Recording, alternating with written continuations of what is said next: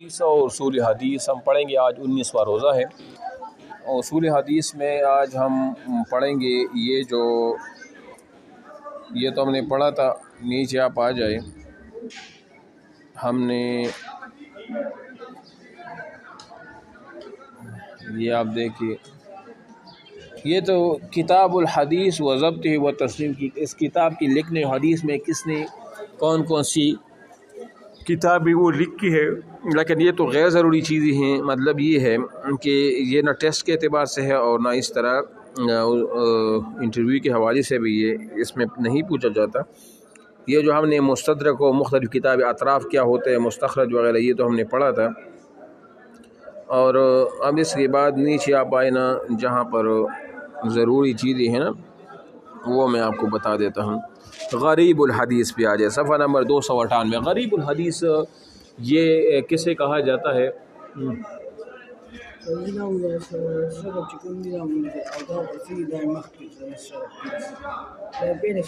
داڑمبنی د فروری ہوتا بس ٹھیک صحیح ہے. دیکھو نو سکا بدا ٹوٹل لی کنا خدا د روجی دا بس روجی ایو میاشو بدت بول دی خود ٹھیک شو اب صحیح ہے.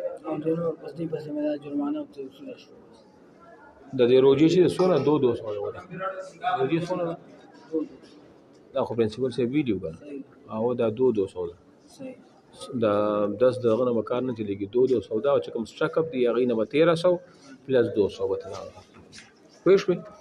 او دا دینه 10 مس پرې دا 10 مس پکې نشته او 200 روپے ټیک ده کنه. دا هغه بیا وړو دا ته لیست جوړ کړو پرنسپل سے ته وایم خپل به مولا لاړ شي ورته وویل کوئی شي. اچھا تو آج ہم حدیث میں یہ پڑھیں گے غریب الحدیث. غریب الحدیث کیا ہوتا ہے؟ دیکھو میں آپ کو اس کا خلاصہ بتا دیتا ہوں. غریب الحدیث ایک تو ہم نے وہ پڑھا تھا، اگر آپ کو یاد تھا، ہم نے غریب حدیث کی ابتدا میں پڑھا تھا اور پھر اس کی دو قسمیں تھے، فرد مطلق اور فرد نسبی، اگر آپ لوگوں کو یاد ہوگا، یا غریب مطلق یا غریب نسبی ہم نے پڑھا تھا. آج ہم پڑھیں گے غریب الحدیث کیا ہے. دیکھو غریب الحدیث یہ دو قسم پر ہوتا ہے. ایک ہوتا ہے سند کے اعتبار سے غریب ہو، وہ پہلا والا قسم تھا جو ہم نے پڑھا تھا، اور ایک ہوتا ہے متن کے اعتبار سے وہ غریب حدیث ہو، یہ ابھی جو ہم پڑھ رہے ہیں. تو یہ جو غریب الحدیث ہے متن کے اعتبار سے، اس کا خلاصہ یہ ہے کہ غریب الحدیث متن کے اعتبار سے وہ ہوتا ہے کہ حدیث کے الفاظ میں کچھ ایسے الفاظ جو نامانوس ہو، قلیل الاستعمال ہو، یا جو زیادہ تر استعمال نہیں ہوتا ہو، وہ آ جائے تو اس کو غریب الفاظ بھی کہا جاتا ہے اور غریب لفظ. جس طرح قرآن مجید کے اندر بھی عبداللہ ابن عباس نے ایک شرح بھی لکھی ہے غرائب القرآن کے نام سے. اصل میں جو غریب الفاظ ہوتے ہیں نامانوس، قلیل الاستعمال، جو بہت کم استعمال ہوتے، یہ ہمارے پشتوں میں بھی ایسے ہوتے ہیں، اردو لینگویج میں بھی ہیں. کچھ الفاظ ایسے ہوتے ہیں جو بہت کم استعمال ہوتے ہیں اور لوگ اس سے مانوس بھی نہیں ہوتے. تو حدیث کے اندر کچھ ایسے الفاظ جب ہوتے ہیں اس کو غریب الحدیث وہ کہا جاتا ہے. اب سمجھ آئے گی آپ کو. یہ بے شک میں اس کی طرح تاریخ کتاب میں پڑھتا کہ آپ کو صحیح سمجھ آ جائے. دیکھیں صفحہ نمبر 298 پر اسلام میں کہتے ہیں کہ حدیث کے متن میں جو دقیق اور پوشیدہ لفظ واقع اسے قلت استعمال، یعنی کم استعمال کی وجہ سے سمجھ اور فہم سے، کم استعمال کی وجہ سے سمجھ اور فہم سے وہ دور ہو. تو جیسے میں نے بتا دیا کچھ الفاظ ہر زبان کے اندر ایسے ہوتے ہیں جو بہت کم استعمال ہوتے ہیں، جو کہ مانوس نہیں ہوتے، مشکل سے ہوتے ہیں، دقیق سے ہوتے ہیں، کمپلیکیٹڈ الفاظ ہوتے ہیں، ان کو غریب وہ کہا جاتا ہے. لیکن یہ متن کے اعتبار سے ہے. جو سند کے اعتبار سے ہوتا ہے وہ پہلے والا قسم تھا. ٹھیک ہے. اب یہاں پر یہ آپ نے وہ سمجھ بھی لیا اور یہ بھی ہو بھی گیا. اب اس کے بعد آپ دیکھیں ان کی ایک کتاب ہے اشہر المصنفات فیہ، جو اس میں مشہور تصنیفات ہے، اس میں غریب الحدیث میں یہ ایک کتاب ہے غریب الحدیث لابی عبید القاسم بن سلام. یہ اس نے کتاب لکھی ہے جس میں غریب حدیث کو انہوں نے وہ کیا ہے، وہ جمع کیا گیا ہے. ٹھیک ہے. آجا صفحہ نمبر 300 پہ آ جائے. یہ ہے آداب روایت کے آداب میں. بس روایت کے آداب میں آداب المحدث کیا ہے، محدث کے آداب کیا ہے وغیرہ، یا متعلم وغیرہ اس کے آداب کیا ہے.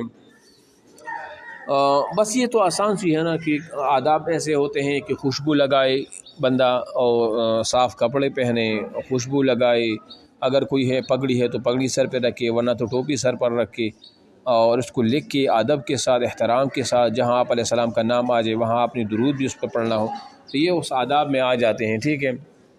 اب یہ اتنا وہ نہیں ہے، یہ اتنا مشکل بھی نہیں ہے، اور اس میں مزید اس کی وہ بھی نہیں ہے، ٹھیک ہے۔ تو اس کو کیا کہا جاتا ہے؟ اس کو کہا جاتا ہے وہ آداب، ٹھیک ہے۔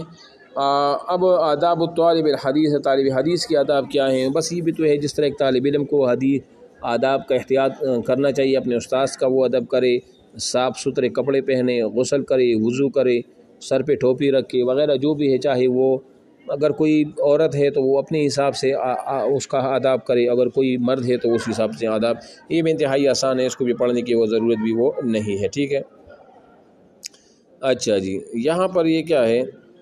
الباب الرابع الاسناد وما يتعلق بالسند، اور اس کے متعلقات میں یہ بحث ہو رہی ہے۔ تو یہاں پر ہم الاسناد العالی والنازل، ہاں یہ ایک اہم اصطلاح ہے اصول حدیث کے اندر۔ ایک ہوتا ہے سند عالی، میں اس کا خلاصہ بتاتا ہوں آپ کو، پھر آپ اس کو پڑھیں تو آپ کو سمجھ بھی آ جائے گا۔ ایک ہوتا ہے سند عالی ہوتا ہے، اور دوسرا ہوتا ہے سند نازل ہوتا ہے۔ اب سند عالی کیا ہے اور سند نازل وہ کیا ہے؟ دیکھو، سند عالی وہ ہوتا ہے، عالی یعنی کہ بلند مرتبے والا سند وہ ہوتا ہے جس میں واسطے وہ کم ہو، اور سند نازل وہ، نازل پستی کو بھی کہا جاتا ہے، نازل نیچے کو بھی کہا جاتا ہے، یعنی حدیث کی اس سند کو نازل کہیں گے جس میں واسطے وہ زیادہ ہو۔ کیسے؟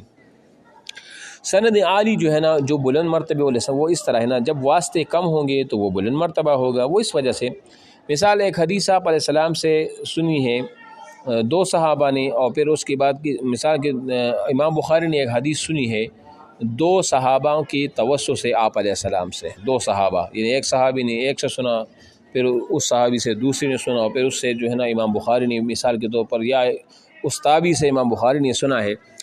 تو جہاں پر واسطے مثال کے طور پر وہ کم ہو، واسطے جب کم ہو نا، تو اس کا مطلب ہے کہ اس کا زمانہ آپ علیہ السلام تک وہ نزدیک تھا، تو ظاہری بات ہے جب واسطہ اور جب زمانہ آپ علیہ السلام تک نزدیک ہوتا ہے تو وہ کیا ہوتا ہے؟ وہ عالی سند ہوگا، کیونکہ وہ رسول اللہ صلی اللہ علیہ وسلم کے زمانے تک وہ قریب ہے۔ اور سند نازل وہ ہوتا ہے جس میں آپ علیہ السلام اور راوی کے درمیان واسطے وہ زیادہ ہو۔ مثال پہلے میں اگر 2-3 واسطے ہیں تو دوسری سند میں کتنے واسطے ہوتے ہیں؟ 4 ہے یا 5 ہے یا 10 تک واسطے آپ گن لیں۔ جب زیادہ واسطے ہوں گے تو اس کا مطلب یہ ہوگا کہ اس راوی کا اور آپ علیہ السلام کا جو درمیان میں جو پیریڈ تھا، جو وقت تھا، وہ بہت زیادہ ہے، زمانہ بہت گزر گیا ہے۔ تو ظاہری بات ہے جب زمانہ زیادہ گزر جائے تو پھر وہ حیثیت اس چیز کی نہیں رہتی جو قریب والے زمانے کی وہ ہوتی ہے، تو اس کو سند نازل بھی وہ کہا جاتا ہے، ٹھیک ہے نا۔ اس کی مثال ہم ایسے بھی دے سکتے ہیں، مثال کے طور پر ایک بات ہے، وہ شخص نے اپنے باپ سے سنا ہے، وہ بات اپنے دادا سے سنا ہے اپنے باپ کی توسط سے، ٹھیک ہے نا، اپنے دادا کی بات اپنے باپ کی توسط سے سنا ہے۔ تو دیکھو یہاں پر جو پوتا ہے اور جو دادا ہے اس کے درمیان واسطہ ایک شخص ہے جو اس کا باپ ہے، اور اگر وہی بات پڑپوتی نے سنی ہے تو وہ پھر درمیان میں 2-3 واسطے آ جاتے ہیں، دادا کا جو بیٹا ہے باپ ہے، اور باپ کا بیٹا ہو، اس بیٹے کا بیٹا جو ہے نا اس نے وہ بات درمیان واسطے زیادہ، تو اس بات کی ویلیو بھی زیادہ ہوتی ہے جس میں واسطے وہ کم ہو۔ تو اس طرح سند عالی وہ ہوتا ہے جس میں واسطے کم ہو آپ علیہ السلام تک، اور سند نازل وہ ہوتا ہے جس میں واسطے وہ زیادہ ہو، ٹھیک ہے نا۔ لیکن یہ ضروری بھی نہیں ہے کہ وہ سند نازل جو ہوگا وہ قابل قبول نہیں قابل قبول ہوتا ہے جس طرف واسط ہو تک وہ کیا ہے؟ وہ محدود ہے، ٹھیک ہے نا۔ اب اس کے بعد نیچے آپ آ جائے، جو بس آپ نے یہی کو جو ہے نا وہ المسلسل، یہ ایک حدیث ہے المسلسل، یہ تھوڑا سا لمبا چوڑا بحث ہے، اور یہ میں آپ کو کل جو ہے نا یہ ڈسکس اس میں کریں گے، یہ جو 316 صفحہ پر ہے۔